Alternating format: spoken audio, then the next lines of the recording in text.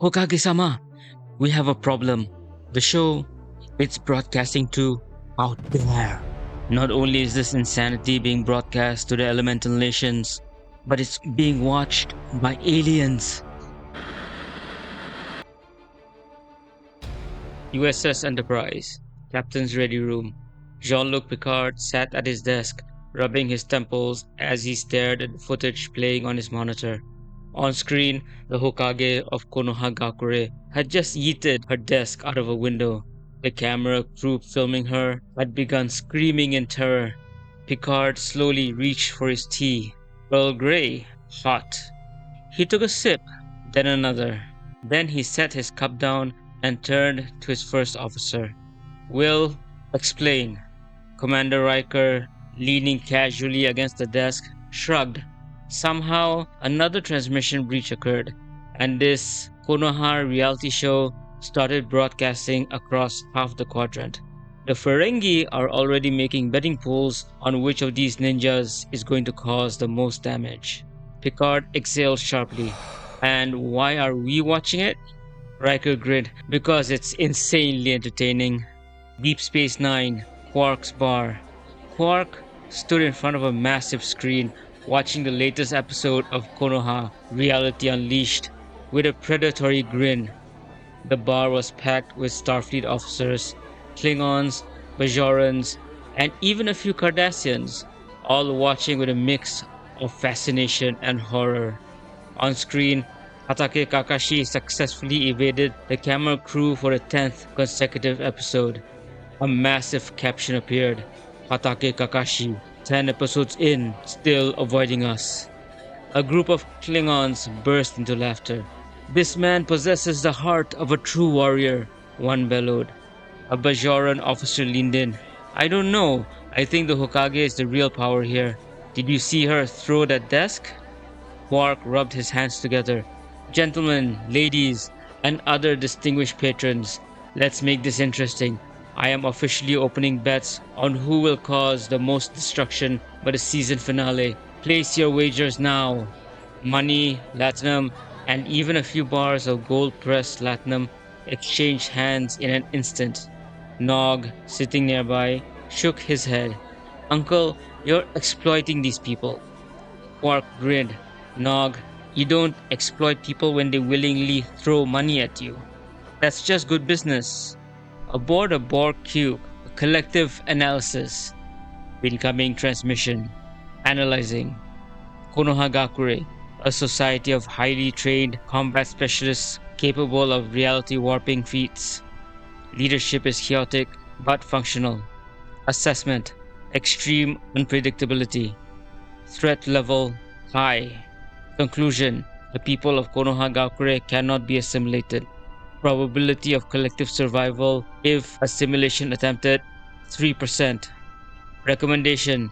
Immediate avoidance. Modify flight paths to ensure zero contact. The USS Voyager reunion, which was really a watch party. Admiral Janeway's home. The entire former senior staff of the USS Voyager was gathered around the central display screen in Janeway's living room. Janeway, her arms crossed, watched with mild disbelief as the latest episode unfolded. On screen, Naruto and Sasuke were currently engaged in what could only be described as the most ridiculous argument in history over ramen. How can you not like ramen? Naruto bellowed. Because I have standards, dope. That's it. Friendship over. Janeway turned to Tuvok. Is this a cultural dispute? Tuvok raised an eyebrow. It appears to be an emotionally charged disagreement regarding personal culinary preferences. Fascinating. Chakotay was trying and failing not to laugh. I mean, it's kind of like our coffee situation. Janeway shot him a look. On screen, Ino turned to the camera and said, This is why we can't have nice things. Tom Paris leaned forward. I love this show. In the Romulan Star Empire, a high command meeting. A room full of Romulan officials sat in silence as the entire Konoha Reality Unleashed transmission played before them. They watched as Shikamaru Nara, lying on the rooftop, sighed dramatically before saying, "This is the worst thing to happen to Konoha since Orochimaru." The camera zoomed in. Dramatic music swelled. A Romulan commander cleared his throat. This cannot be real." Another official leaned forward. "And yet it is." They all turned to the intelligence officer, who looked like he wanted to be anywhere else. "What exactly are we supposed to do with this information?"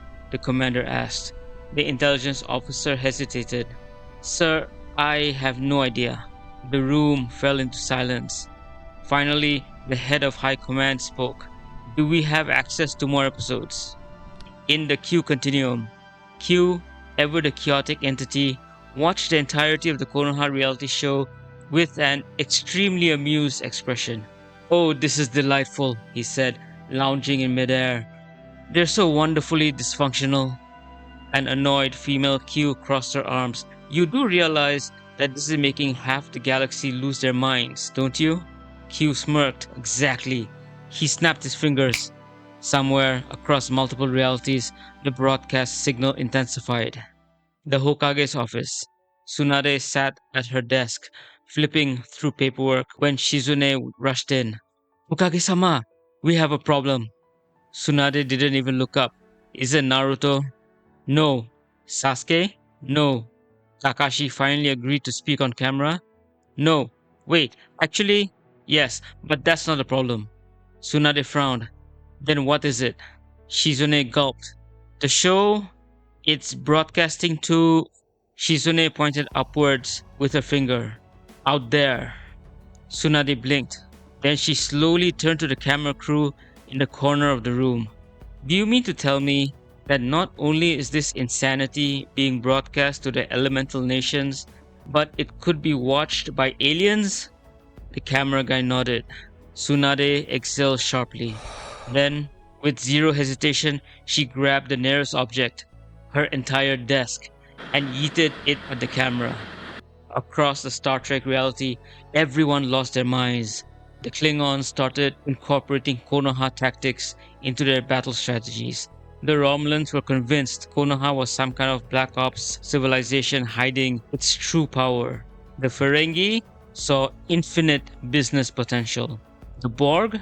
The Borg just noped out entirely. And Q? He just laughed. "Oh, this is going to be so fun."